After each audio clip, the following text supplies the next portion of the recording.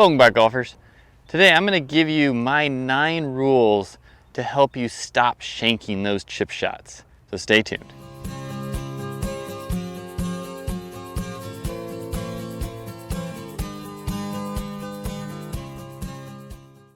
So we're back out here at Dairy Creek Golf Course out on the practice area, and we're going to help all of you golfers who are having trouble with the shank in your chipping find a way to get past it. It is a little bit of a mental challenge, it is a little bit of a physical challenge, but I believe with my 9 rules you'll be able to get through it. You'll be able to hit those clean, crisp chips like we want to feel, and we're gonna get the golf ball close to the hole more consistently. So if you haven't watched my Stop Shanks video, which I'll put up in the corner, that's a great place to get some information on if you have shanks in your golf swing. Today we're going to focus on the chipping motion, and there's a lot of similarities to the full swing as there is with the chipping motion, but there's a few variations, and today I'm going to give you my rules to make it easy for you guys to understand where you might be going wrong. So in my full swing video on the shanks, what we talked about is a triangle. And the triangle in the golf swing that you really got to focus on to make sure we get rid of the shanks is you take the club head, you go up to your hands, up to your shoulder, and back to that club head. So this angle is the one we really want to focus on. So all my 9 rules are going to address how to avoid letting our arms get into a position where it feels crammed in there, and if you did extend, that you bring the hosel into play. Rule number 1, and this one isn't even in your golf swing. This one is with your club.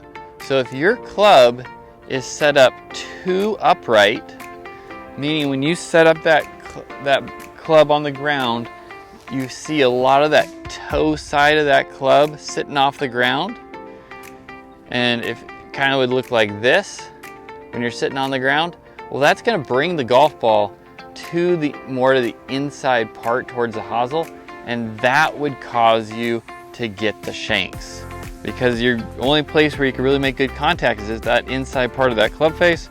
So if that face doesn't end up being nice and flat at address and the toes up, that could easily be causing you to get the shanks. So what's the fix for our club being too upright for us? Well, most clubs, you can bend these things. So you can go take it to your local golf shop and they'll take that club and they'll flatten that lie angle for you, and your wedge should be a little bit flatter than the rest of your clubs. So if you have that problem and you see a lot of those marks on your club towards the heel side, you might want to check the lie angle on your club and maybe have it bent flat if that toe's up in the air. All right, rule number 2, and this involves our grip and our wrist position. Meaning, if you look down your grip and you don't see those 2 knuckles, and you only see maybe 1 or none, maybe just the thumb, then you're in a weak grip position. And a weak grip position will cause the face to get open in the backswing. And if that lead edge is aiming in that direction, when you come into that ball at the back of that heel, back of that heel, back of that heel, and then right at the last second, if you might flip your hands or put a brake on and flip your hands, you might be able to make up for it. But if you don't, and you keep moving through like we want you to, well, that heel is going to get in the way, and then you're going to get those shanks really quick. The other reason you might see that open position is you might be cupping your wrist too much off a stock shot like this. I actually like it to cup my wrist in a flop shot, which I've described up in the video up in the corner. But when you're hitting shots off the ground like this, what we want to feel is that wrist position nice and flat. Because if you get cupped right there, that's bowed, that's flat, that's cupped. That lead edge goes wide open, and if you leave that hand right where it is without releasing hard, trying to make up somehow with the trail hand, then that heel is coming in right there, and that face will be wide open, that heel's coming in, that hosel is going to be very vulnerable to that golf ball getting hit. Knuckles down a little bit more when you're chipping, meaning that knuckles a little bit more down, back of the hands more towards the target, flat lead wrist, and keep everything moving through the golf ball. So grip and wrist position, rule number 2. Rule number 3, that is make sure you have good alignment when you're chipping. And that includes the alignment on the lead edge of the club, your feet, your knees, your hips, and your shoulders. So if I'm in a good position, your feet, your hips, and your shoulders can be square to the target, to feet open, hips square, hips open, but shoulders still square to the target. And path, your club face always is aiming towards where you want to hit the golf ball. Path stays the same. You're always working down that path. If you're in a position where you could possibly get in the shanks, what I typically see is either the face of the club is closed at address, or the feet are closed at address. Both of those are going to change the way that the club and your hands react into impact. So I personally really like seeing the feet slightly open, and depending on the shot you're trying to hit, the hips are either square if you're trying to hit a lower one, or slightly open with the hip line if you're trying to hit a softer one and trying to use more bounce. Shoulders, always square to the target. Rule number 4, and that's posture in our golf swing. When we're setting up to a chip shot, we should feel like our hips tilt down a little bit, our hips are pressed backwards directly behind us to center our weight, and our arms hang nicely from our shoulders so we can use gravity to find the golf ball. If your hips start to suck underneath you and you get a roll in your back, your body wants to follow those lines of where your hip is, and you might be coming up out of the shot or working the wrong direction because you're not activating the muscles properly. So when we get our hips tilted down, our hips pressed back, now we're activating the core. We can shift our weight through our feet really well, and we're going to feel much more athletic in that motion. So easy way to feel this: get set up, set that club first, bring the feet in there, get the grip, press the hips back, get that little bit of hip tilt drop. Those arms that are just hanging from the shoulders, arms are going to hang directly underneath that shoulder line, and then from there just let gravity do its thing. That's going to make it much easier to stay in posture and not manipulate. All right, rule number 5, and that is hand path.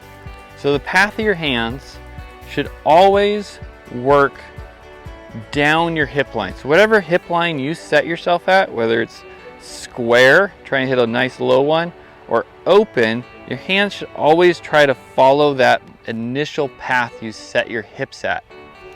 So if I hit a low one, I'm going to square up my hips right there. My hands are going to work down my hip line. Now if I want to hit a softer shot and I want to use more bounce on my swing, the bottom, bounces right there, back of that wedge, so I want to use more bounce because I got a tighter lie. Well, I'm going to open up my hips a little bit more, which will help hold the face open going through. And my hands are now going to work down my hip line, leaving that face more open. And when you leave that face more open, you can use the ground a little bit more efficient. Square might be if you want to put it back in your stance, be a little check shot, or if you're in the rough. But a lot of times when you're hitting tight lies like this, or trying to land it softer, those hip lines can be open. So hands work down your hip line, however you set them up at the beginning, and let those hips open up the way you go through. All right, rule number 6, and this is a big one. So this is what I see a lot of golfers doing wrong, and that is getting your club path in the wrong direction in the backswing. So when we're chipping, we want to make sure that our club is planing down our path. So I got 2 alignment sticks down there. It's real easy to see. As the club goes back, that club head staying outside my hands, until that shaft gets parallel to the ground. From there, if it goes higher, it's going to plane towards that golf ball. And if we work it back down and through, and then the same thing on this side and out, that is called your plane of your swing. So we always want that club to plane down our path line. What we don't want to do, and this is what I see most golfers get in the habit of doing, is they get the club preset behind their hands too early in the backswing. So you'll see the hands go like this, and you'll see that shaft or that club head get stuck behind. Then you go longer, it's even more behind.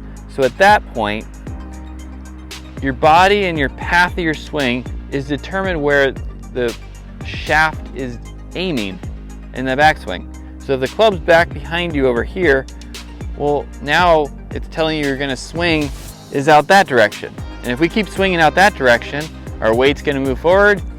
That hosel is going to get in the way really quickly.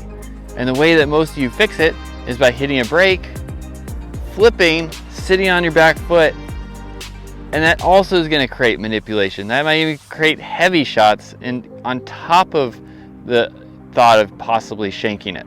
So an easy fix to this is set up an alignment stick like this, get another alignment stick just inside that ball line, set up to it like you're going to chip, get that same path or that same plane of the shaft that you would at the dress over there, and then shove that alignment stick into the ground. That gives you your plane. So what we want to do at this point is allow that club to work just above that stick. We don't want to go way out here. We just want it just above that stick. So when we get set up, if you're taking it too far inside, you might be missing inside. Take it right there, you're going to hit it. So when we get it correct, we're working down our path and we're shifting our weight towards the target. It's going to make the weight shift a lot easier as well. Rule number 7. This is one for all of you. If you're in a shanking pattern in your chipping, this is the rule that you have to abide by, and that is good weight shift in your feet. And a lot of those things we talked about before could be causing poor weight shift in your feet, but we really need to focus on making sure our weight stays centered and we're working towards our target. So I put an alignment stick down here and I stand on it right in the middle of my arches. And you can do this without a ball and just practice taking swings and feeling that weight working down that alignment stick and not pressing towards the toe side, because that's going to do what we've talked about in my last Shanks video, is encroach in on your space. And that could be early extending into it. That could be just shifting your hips forward. That could be you're stuck here and you just start shoving forward, you end up on your toe side.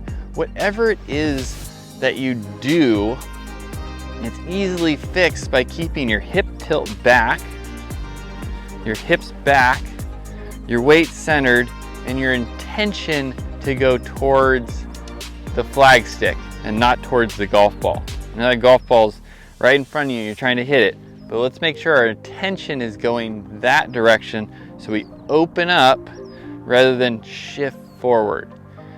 So let's keep our hips back, feel that weight in our feet, go back, through, weight's moving to our front side, and our weight is still on that stick. You shouldn't feel a rock in those feet, especially towards the toe side. That's going to encroach on our space that we need so that we don't bring that hosel into play.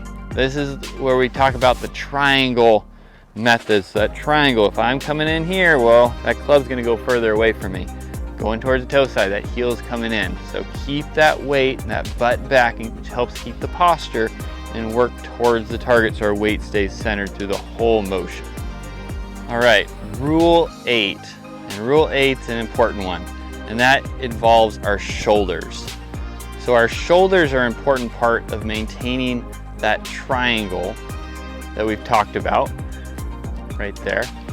And if our shoulders aren't working properly, that can also cause us to be encroaching on the space. So at setup, our shoulders should be going towards the target. At impact, I want to see those shoulders start working back and up as you're coming into it, which helps create space. We need to create space, not reduce space. So if you're struggling with the Shanks, your shoulders might be either open at the beginning, and then you come into it, and then you're square. And you can see if I set up here and I go there, well, now I'm encroaching in that space. And then if my arms extend, there's the hosel. The other thing you could be doing is you take it back and you come into it, and your shoulders are now even more closed than where they originally were. And that also would cause the path to work across and the hosel to come into play if you're extending those arms through impact as well. So make sure we're trying to create space with those shoulders. So when we come into it, the shoulders work open, not closed from where they originally were at. All right, my last one, and this is an important one as well. And this one involves setup and in your swing. And rule 9 for why you might have the Shanks and how to get out of it is you've got to make sure you don't create extra rise in your hands from setup to finish. And when I talk about from setup, it could look like this, where you're now shortening that angle by shoving your hands way forward. It could also be backwards too. Your hands go there. So that angle might be shortening this way.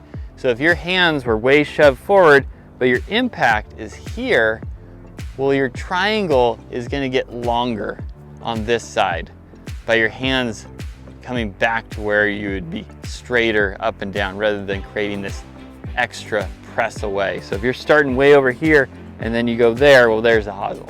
And then on the other side, if our hands start too low and then rise up, well, you can definitely see from there that triangle is going to get longer. So if our hands start really low and then we keep our knee bend, which most of you do when you're hitting wedge shots, but our hands rise, well, there's the hosel right away. You're increasing the length of that side of the triangle.